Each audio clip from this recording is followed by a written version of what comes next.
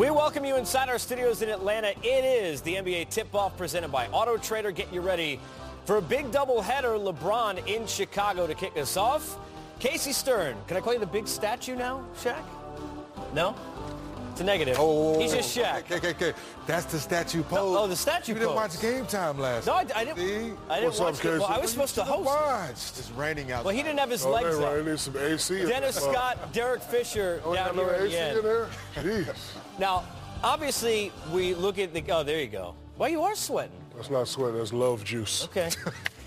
Keep it about 6 inches away from Yes. over there. In the meantime, from this awkward moment, we go to Auto Trader bringing us some love with our comparison. The Cavs, October through February. Guys, 12 road games this month. They're 6-9. They've lost 4 out of 6.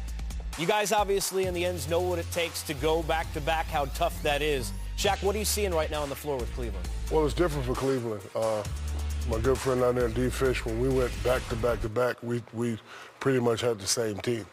So this is a different team from LeBron. You know, you're missing Mozgov, you're missing Dellavedova. So these new guys, they have to learn what it is to be a champion. And, you know, they haven't learned that yet. They had a lot of injury, a lot of guys in and out. Fortunately for them, they are still in first, and they can get it done. LeBron is the guy that can help them get it done because when me and D-Fish was going back-to-back, I always made sure that I kept D-Fish involved, Big Shot Bob, B-Shaw, guys like that. And LeBron is a master of keeping guys involved. They just have to step up and be consistent. Like every time I kick it out to D-Fish or, you know, D-Scott, they're very consistent at hitting those shots. So once those guys learn how to step up, then they have a really good chance. Yeah, part of that continuity, Dennis, is having the same guys on the floor. Korver out tonight. Shumpert comes back. How much do you need to see, we talk about rest all the time, this group on the floor together down the stretch these last 8-9 games to get ready for the postseason? Well, I think to Shaq's point, the teams that's been there before, they want to be as healthy as possible, not really worried about home court advantage. But the same thing you and I talked about last night, I'm going to talk to you about it. Each team was a little bit different. The first championship, you had A.C. Green and Glenn Rice. They were the two starters. Then the second team was different starters. How do you get the Kyle Korvers, the Derek Williams, and the Darren Williams in that championship mindset when they've never been there before? It takes time, and it starts with the leadership. Like Shaq was referencing LeBron, he's the best in the last 10 years at making sure that the other guys on his team feel like they are going to get from him what they need to win a championship, and it's up to those guys to continue to search for what it is that they have to put out night in and night out for them to win. In 2001, we experienced a kind of a sluggish regular season, but the last 8 games of our regular season, we got ourselves together, we got healthy, we got focused, win the last 8 games of the regular season, and then we go on to set the NBA playoff record for winning the championship at 16-1 with the highest winning percentage. So it can be done, and I like the fact that Tyronn Lue has this motivation for his team. As a coach, he's always trying to find ways to motivate his guys to get back to that high level. They are sitting in a position now where he doesn't have to talk to them about it. They have to go out and do it. Yeah, I mean, last 5 games, they've turned the ball over more than their opponent. They're not obviously playing great basketball on defense. Kyrie, Shaq, after the last game against the Spurs, that loss, took some extra shots, said to the media basically, hey, look, we're challenging each other, and I'm challenging myself to play better. How much do you like to see that from a young leader like Kyrie? You know, every great team has a 1-2 punch. Some teams have a 1-2-3 punch, and all those guys have to step up and play well.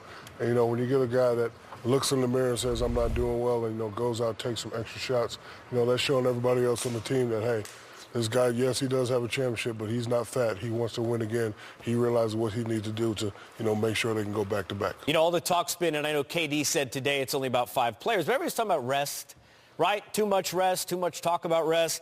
Ty Lue's saying, hey, look, they're going to do what's right for the team and the individual. From a coaching standpoint, are we putting too much on that? When we look at the Cavaliers, should they be thinking long-term and saying, hey, look, if I got to give a guy a rest here and there, I should, or more about that continuity we talked about?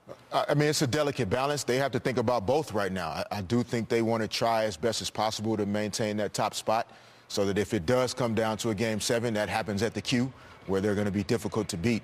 But because of their team, the way it's constructed in their roster, they have 6 guys that are playing 18 minutes per game or more that are at the age 31 or more.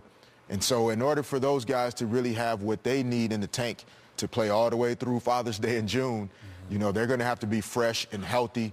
But, again, I like this veteran team getting into the postseason healthy and then having at least 1, 2, 3 days sometimes in between games where they can be at their best night in and night out. Casey, go ahead, Shaq. Back in the day, the rule, the unwritten rule was whatever spot you clinched, then you could take some rest. Like when I played for the Orlando, LA, you know, we would always clinch. We'd have 2 or 3 games before the playoffs. Then the coach would say, okay, big fella, I need you ready for the playoffs. We already know we're number 1, 2, or 3. Rest, no commercials, no rapping, no movies. We need you to rest. We need you, available for the playoffs. Then Popovich started doing the rest thing, and all the other coaches started doing it. But back in the day when we played, that was generally the rule.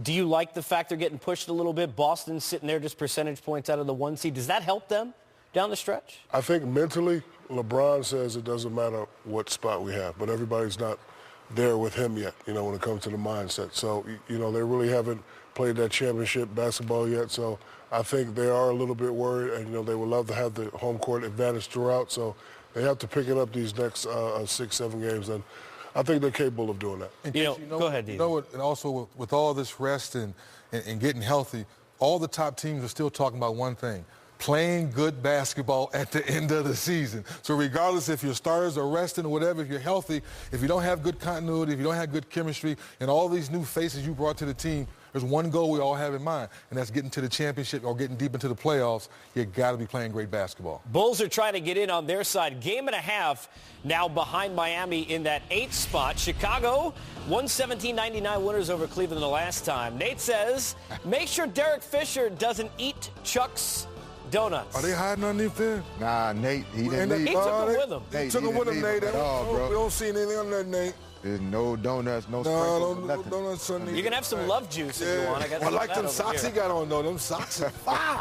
We got more coming up as we get you ready. Jimmy Buckets and the Bulls trying to get the 8th spot. Cavs trying to lock up number 1.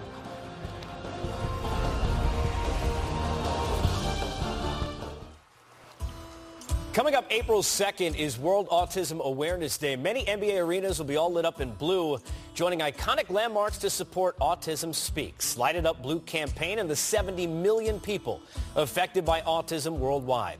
Please join NBA Cares and Autism Speaks to show your support and raise awareness for families living with autism. To learn more, visit NBACares.com.